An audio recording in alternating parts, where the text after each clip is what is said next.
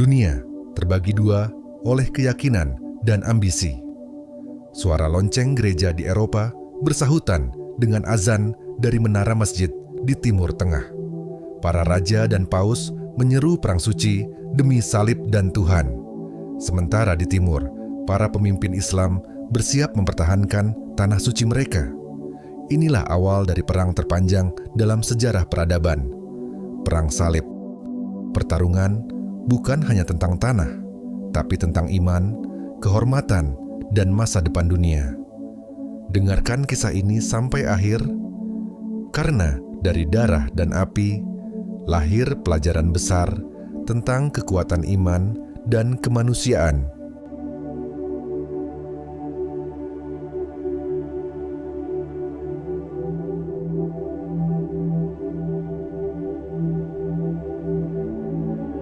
Musim dingin tahun 1095, di kota Clermont, Prancis, udara dipenuhi embun dan ketegangan.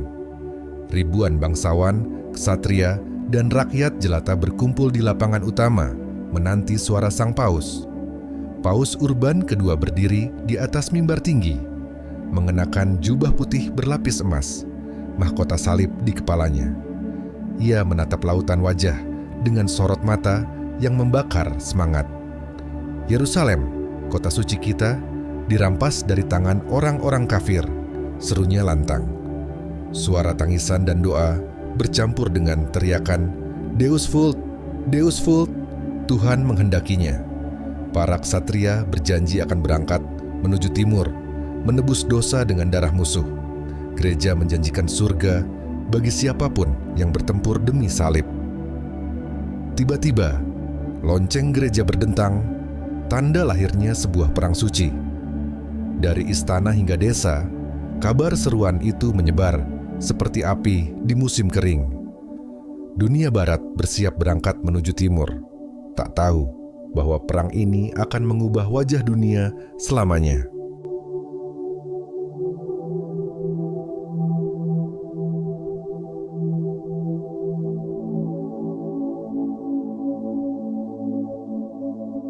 Jalan panjang menuju tanah suci salju belum mencair ketika ribuan ksatria mulai meninggalkan tanah Eropa.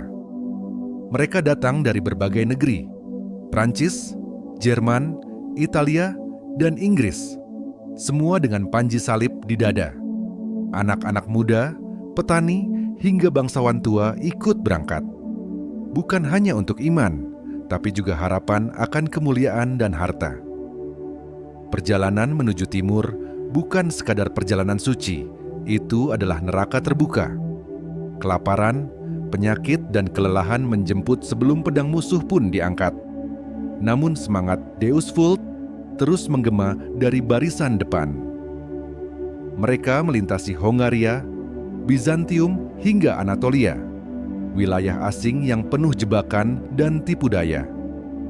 Di gerbang Konstantinopel, pasukan besar ini disambut oleh tembok raksasa Kekaisaran Bizantium. Kaisar Bizantium, Alexios I, menerima mereka dengan tatapan waspada, sekutu, tapi penuh curiga. Ia tahu pasukan yang datang membawa salib juga membawa ambisi yang bisa menghancurkan kerajaannya sendiri.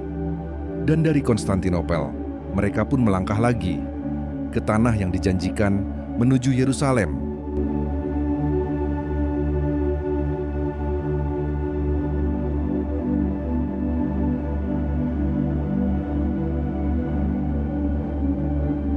Saat fajar menyingsing di tahun 1097, langit Anatolia berwarna merah muda, seindah sebelum badai datang. Pasukan salib tiba di depan kota berdinding megah, Nicea, milik Kesultanan Rum. Di balik tembok, pasukan Turki bersiap dengan busur dan tombak panjang. Mata mereka tajam, menanti darah tumpah. Pertempuran pecah dengan dentuman trompet dan teriakan Deus vult yang menggema. Anak panah pertama menembus dada seorang ksatria muda. Tubuhnya jatuh keras di tanah. Darahnya membasahi pasir kering. Namun mereka terus maju, menembus benteng pertahanan musuh sedikit demi sedikit. Nicea pun jatuh bukan karena kekuatan pedang, tapi karena tipu daya Kaisar Bizantium yang mengambil alih lebih dulu. Kemenangan itu ternyata menanam benih kecurigaan antara pasukan salib dan sekutu Bizantium. Tak lama, mereka harus menghadapi ujian yang lebih berat, pertempuran di Dorileum. Di sana, pasukan salib disergap oleh ribuan penunggang kuda Turki yang lincah dan mematikan. Darah kembali mengalir di tanah asing, teriakan, doa, dan debu bercampur menjadi satu. Namun meski hampir hancur, barisan salib tidak menyerah. Dengan bala bantuan dari belakang, mereka berhasil memukul mundur pasukan Turki dan menyelamatkan nyawa ribuan prajurit.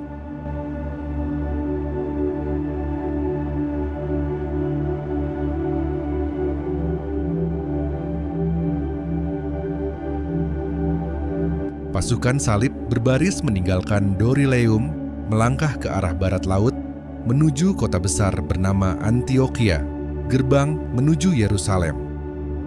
Perjalanan panjang itu penuh penderitaan, kelaparan, penyakit, dan pengkhianatan menghantui setiap langkah. Namun mereka terus maju. Dorongan iman membuat mereka bertahan di tengah siksaan alam. Ketika menatap Antiokhia, dari kejauhan, tembok batu raksasa tampak menjulang seolah menantang siapapun yang ingin menaklukkannya. Pasukan salib mulai mengepung kota itu, namun pertahanan Antiokhia begitu kuat dan persediaan makanan mereka menipis dari hari ke hari. Musim dingin datang, salju menutupi tanah, dan udara menggigit tulang. Beberapa prajurit mulai meragukan janji kemenangan. Doa mereka berubah menjadi keluhan lirih di bawah langit hitam tanpa bintang. Namun di tengah keputusasaan itu, muncul seorang prajurit sederhana bernama Peter Bartholomew yang mengaku mendapat wahyu bahwa tombak suci yang menusuk tubuh Yesus terkubur di Antiokhia. Kabar itu menyalakan kembali semangat yang hampir padam. Mereka menggali tanah, mencari benda suci itu dengan tangan gemetar. Ketika akhirnya sebuah tombak karatan ditemukan, sorak-sorai menggema di seluruh perkemahan. Dengan keyakinan baru itu, mereka menyerbu Antiokhia. Setelah pertempuran panjang dan berdarah, kota Antiokhia akhirnya jatuh ke tangan mereka. Namun kemenangan itu hanya sementara. Di luar tembok, pasukan Turki baru datang, mengepung para penyerbu di dalam kota yang baru saja mereka rebut. Antiokhia kini menjadi penjara besar bagi para kesatria yang kelelahan, lapar, dan ketakutan.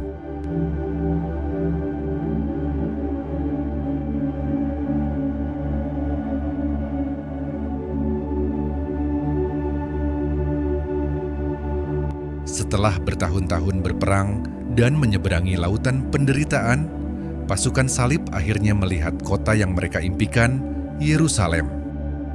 Air mata jatuh di wajah yang keras oleh debu dan luka. Di depan mereka berdiri kota suci, pusat doa tiga agama, sekaligus medan perang terakhir. Namun keharuan segera berubah menjadi tekad. Mereka tahu tak ada jalan kembali, hanya kemenangan atau kematian. Yerusalem saat itu dijaga kuat oleh pasukan Fatimiyah Mesir yang siap mempertahankan kota suci hingga darah terakhir. Selama berhari-hari, pasukan salib mengepung, membangun menara kayu raksasa, dan menembakkan batu besar dari ketapel. Malam itu, api membakar langit Yerusalem. Bau darah dan asap bercampur dengan teriakan perang yang menggema di udara panas.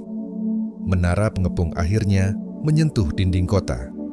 Kesatria-kesatria berdesakan menaiki tangga sempit di tengah hujan api. Saat fajar tiba, mereka berhasil menerobos gerbang Yerusalem. Kota suci jatuh ke tangan mereka.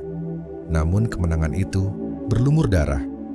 Jalan-jalan kota berubah menjadi lautan merah, tubuh berserakan tanpa pandang bulu. Sementara di Masjid Al-Aqsa, pasukan berlutut, bukan untuk berdoa, tapi untuk menguasai. Yerusalem akhirnya dibebaskan. Namun suara tangis menggema lebih keras daripada teriakan kemenangan.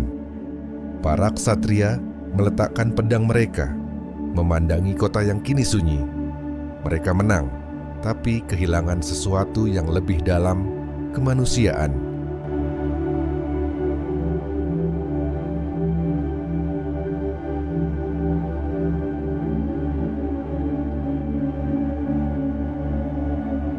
Tahun-tahun setelah Yerusalem jatuh, dunia Islam terbagi.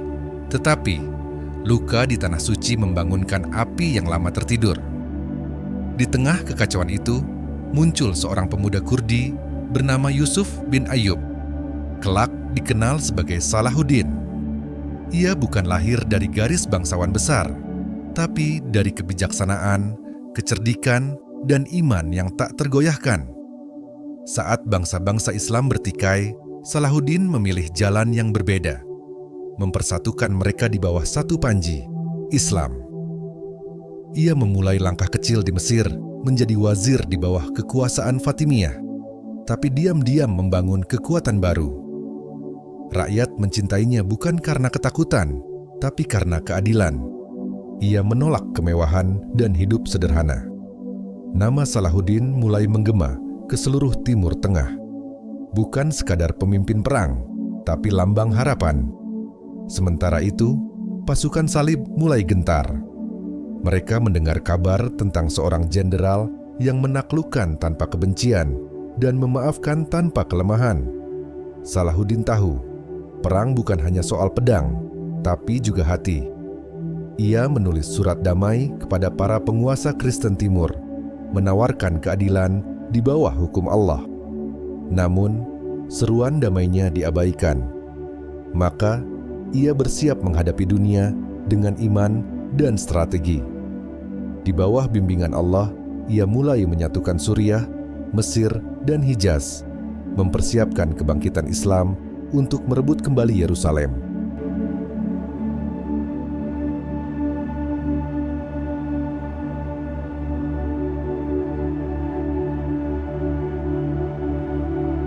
Langit Palestina menyala merah pada musim panas tahun 1187. Angin gurun membawa aroma debu dan doa saat ribuan pasukan Islam berbaris menuju Hattin. Salahuddin memimpin dari depan, mengenakan jubah putih dan sorban hitam, wajahnya tenang seperti samudra sebelum badai. Di hadapannya, pasukan salib berjumlah besar, namun terpecah dan kehausan di bawah terik yang membakar. Salahuddin tahu kemenangan tidak lahir dari amarah, tapi dari kesabaran dan kecerdikan. Ia menunggu hingga lawannya kehabisan air. Ketika waktu tiba, ia mengangkat pedang tinggi-tinggi. Seruan Allahu Akbar menggema di seluruh lembah Hattin. Panah melesat seperti hujan, menembus langit kering. Perisai bertabrakan, pedang beradu, dan teriakan perang mengguncang bumi. Dalam kekacauan itu, pasukan salib mulai runtuh. Haus, lapar, dan ketakutan menjadi musuh yang lebih mematikan daripada pedang. Raja Gai dari Yerusalem ditangkap hidup-hidup bersama bangsawan tinggi pasukan salib.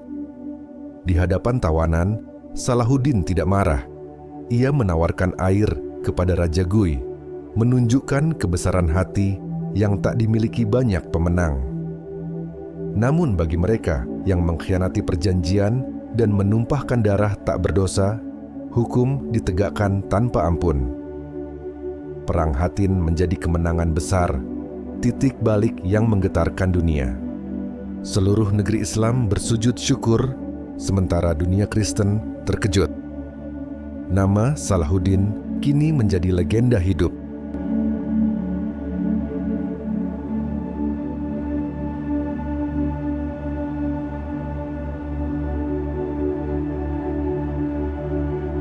Kekejaman langit Yerusalem pagi itu tampak pucat, seperti menanti keputusan sejarah yang akan mengubah dunia. Dari kejauhan, pasukan Salahuddin terlihat mendekat perlahan. Bendera hijau dan hitam berkibar di angin lembut. Tak ada teriakan perang, hanya langkah sunyi dan bisikan doa di antara ribuan prajurit yang menahan napas. benteng Yerusalem sudah lemah setelah bertahun-tahun perang.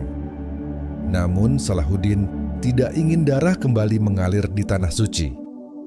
Ia mengirim utusan kepada Balian di Belin, pemimpin pertahanan kota, menawarkan jalan damai. Menyerahlah dan rakyatmu akan selamat. Setelah perundingan panjang, Yerusalem akhirnya menyerah.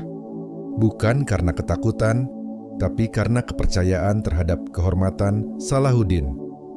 Ketika Salahuddin memasuki kota, ia turun dari kudanya dan bersujud di tanah.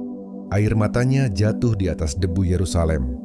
Tidak ada pembunuhan, tidak ada balas dendam. Semua umat Kristen diberi pilihan, menebus diri dan hidup damai atau pergi dengan aman. Salahuddin memerintahkan agar tempat-tempat suci dibersihkan, tapi tidak dirusak. Bahkan gereja Makam Kudus tetap dibiarkan berdiri. Ia berjalan di antara jalan sempit Yerusalem, melihat anak-anak yang ketakutan, lalu tersenyum lembut dan memberi makanan kepada mereka. Hari itu, dunia menyaksikan sesuatu yang langka, penaklukan tanpa kekejaman, kemenangan tanpa darah, dan kejayaan tanpa kesombongan. Salahuddin menatap kota itu dari atas bukit. Ia tahu, kemenangan sejati bukan menundukkan musuh, melainkan menundukkan diri dari kesombongan.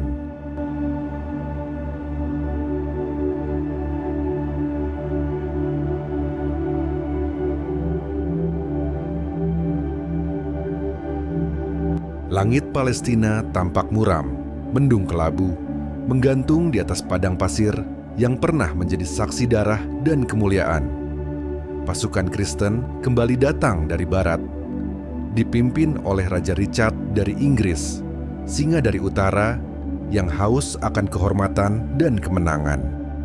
Di sisi lain, Salahuddin berdiri di tenda perangnya, mengenakan jubah hijau zamrud dan pedang berhiaskan kaligrafi Arab di pinggangnya.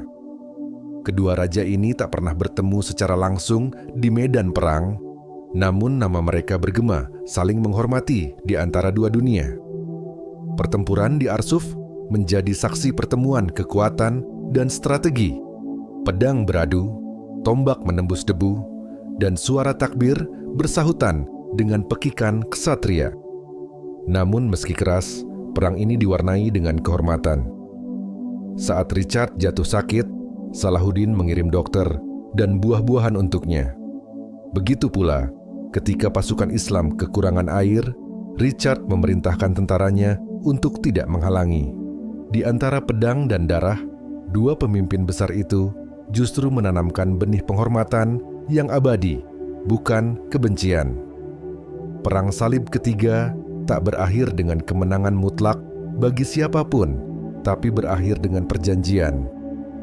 Yerusalem tetap damai, dan umat Kristen diizinkan berziarah dengan aman. Salahuddin dan Richard, dua singa yang bertarung dengan pedang, namun menang dengan hati.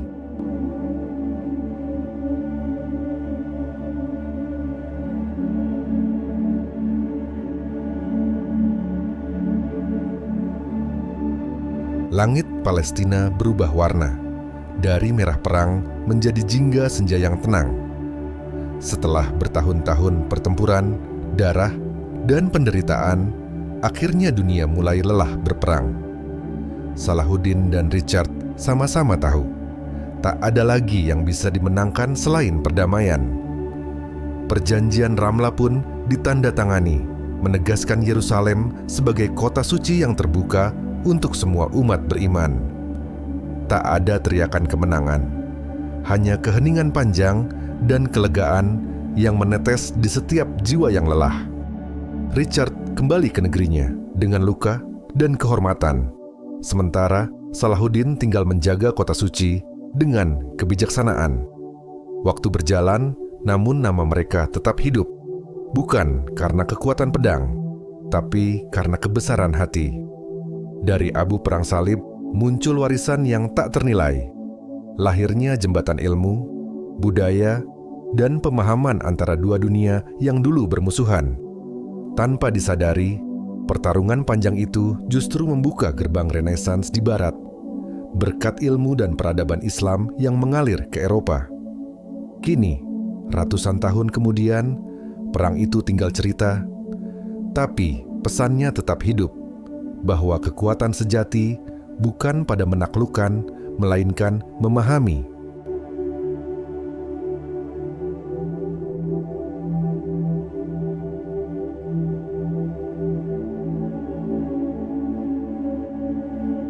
Langit Yerusalem perlahan berubah warna.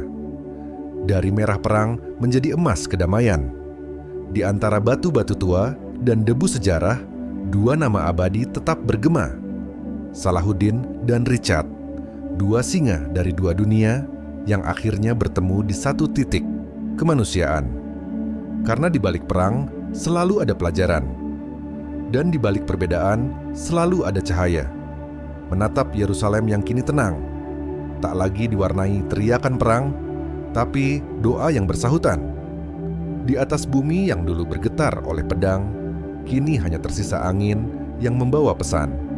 Peradaban sejati lahir dari hati yang mau memahami, bukan menguasai. Jika kisah ini membuatmu merenung sejenak, nyalakan dukunganmu untuk channel Lentera Dunia, tempat sejarah tak hanya diceritakan, tapi dihidupkan kembali.